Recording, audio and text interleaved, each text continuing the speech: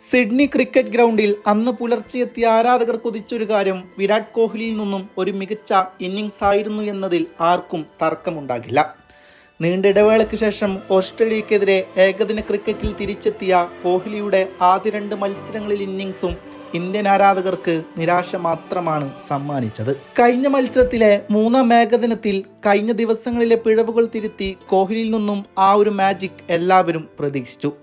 അത് തന്നെയാണെന്ന് ISG ഗ്രൗണ്ടിൽ കാണാൻ കഴിഞ്ഞത്. കോഹ്ലി ഇന്നലെ രോഹിത് ശർമ്മയോടൊപ്പം തൻ്റെ ക്ലാസിക് ബാറ്റിങ്ങിൻ്റെ റിതം വീണ്ടും കണ്ടെത്തിയത് മനോഹരമായ കാഴ്ചയായിരുന്നു. കോഹ്ലിയുടെ ബാറ്റിൽ നിന്നും ഇന്നലെ പിറന്ന കോപ്പി ബുക്ക് സ്ട്രൈക്ക് ഡ്രൈവുകളും കട്ട് ഷോട്ടുകളും ഡെലിക്കേറ്റ് ടച്ചുകളുമെല്ലാം അദ്ദേഹത്തിൻ്റെ പ്രൈം ടൈമിനെ ഓർമ്മിപ്പിക്കുന്നതാണ്.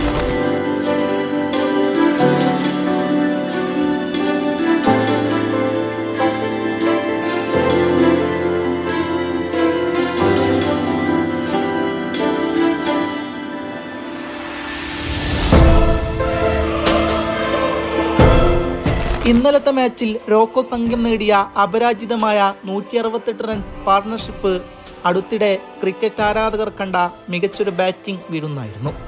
പുറത്താകാതെ 74 റൺസ് നേടിയ കോഹ്ലി തന്നെയായിരുന്നു ടീമിന്റെ വിജയ റൺ കുറിച്ചത്. ഏകദിനത്തിൽ ഏറ്റവും കൂടുതൽ റൺസ് നേടുന്ന 2ാമത്തെ ബാറ്റ്സ്മാൻ എന്ന റെക്കോർഡും വിരാട് കോഹ്ലി ഇന്നലെ സ്വന്തം പേരിലാക്കി. 305 ഏകദിന മത്സരങ്ങളിൽ നിന്നും കോഹ്ലി നേടിയത് 57.69 ശരാശരിയിൽ 14,255 റൺസാണ്. 404 ഏകദിനത്തിൽ നിന്ന് 41.99 ശരാശരിയിൽ 14,234 റൺസ് നേടിയ ശ്രീലങ്കയുടെ കുമാർ സംഗകാരയാണ് കോഹ്ലി മറികടന്നത്. 463 ഏകദിന മത്സരങ്ങളിൽ നിന്നും 18,426 റൺസ് നേടിയ 1ാം സ്ഥാനത്തുള്ള സച്ചിൻ ടെണ്ടുൽക്കറുടെ ആവറേജ് 44.83 ആണ്.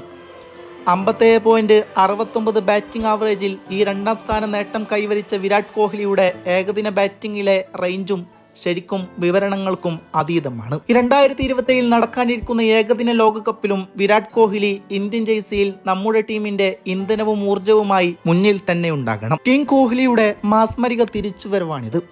ആദ്യ 2 മത്സരങ്ങളിൽ 0-ന് ശേഷമുള്ള സമ്മർദ്ദം അതെല്ലാം മായ്ച്ചു കളഞ്ഞുകൊണ്ടാണ് കിങ് കോഹ്ലി 3ാം ഏകദിനത്തിൽ തിരിച്ചെത്തിയത്.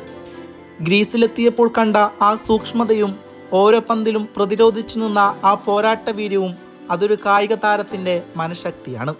പക്ഷേ എൻ്റെ മനസ്സിൽ തങ്ങി നിൽക്കുന്ന നിമിഷം അദ്ദേഹം ആദ്യത്തെ റൺസ് നേടിയ ആ സെക്കൻഡാണ്. തുടർച്ചയായ ഡെക്കുകൾക്ക് ശേഷം സിംഗിൾ റണ്ണെടുത്ത് നോൺ സ്ട്രൈക്കർ എൻഡിലെത്തിയപ്പോൾ ഒരു സെഞ്ചുറി നേടിയ ആവേശം അദ്ദേഹത്തിൻ്റെ മുഖത്തും ശരീരഭാഷയിലും ഉണ്ടായിരുന്നു. അതൊരു വലിയ ആശ്വാസമായിരുന്നു, ഒരു പ്രഖ്യാപനമായിരുന്നു.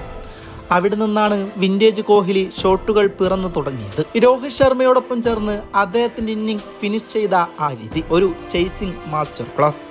ഈ ഫോം ഒരു കൊടുങ്കാറ്റായി മാറാൻ ഇനി അധികം സമയമില്ല. ഈ ലോകകപ്പ് വരെ അദ്ദേഹത്തിൻ്റെ ബാറ്റിൽ നിന്നും ഓരോ റണ്ണും ഓരോ ഷോട്ടും ഓരോ വിജയവും നമുക്ക് ആഘോഷിക്കണം. അടുത്ത മത്സരത്തിനായി കാത്തിരിക്കാൻ വയ്യ.